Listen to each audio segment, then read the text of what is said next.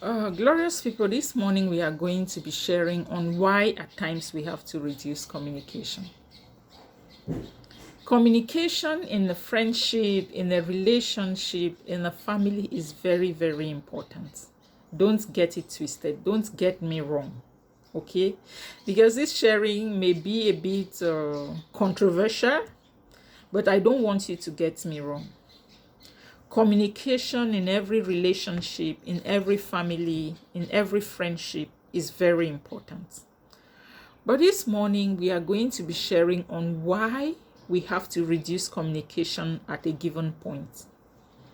Why do we have to reduce communication at a given point?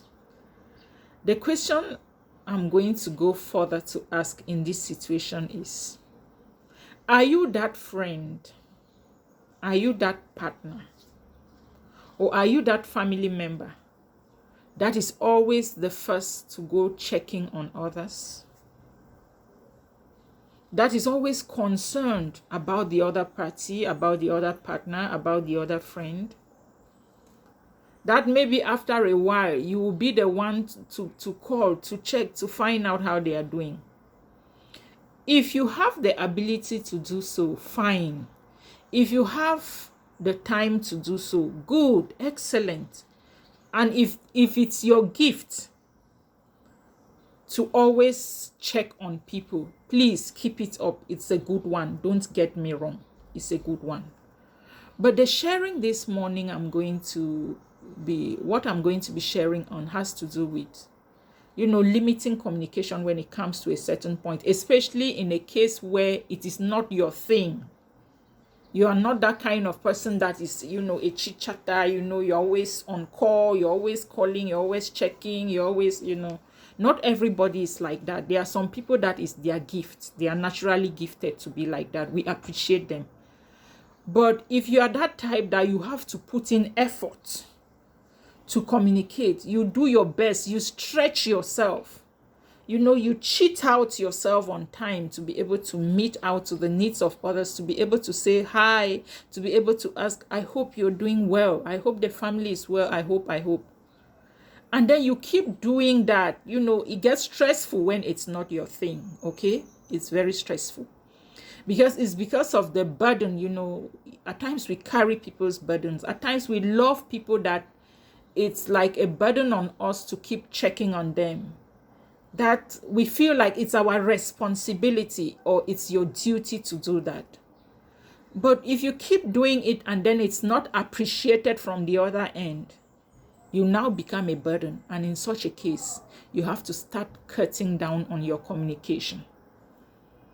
Don't be a burden. Don't be that kind of person that each time your call comes in, some people it irritates.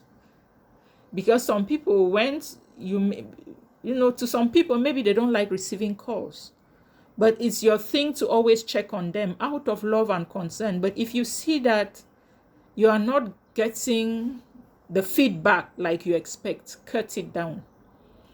Because sometimes you may be misunderstood. Learn how to reduce communication.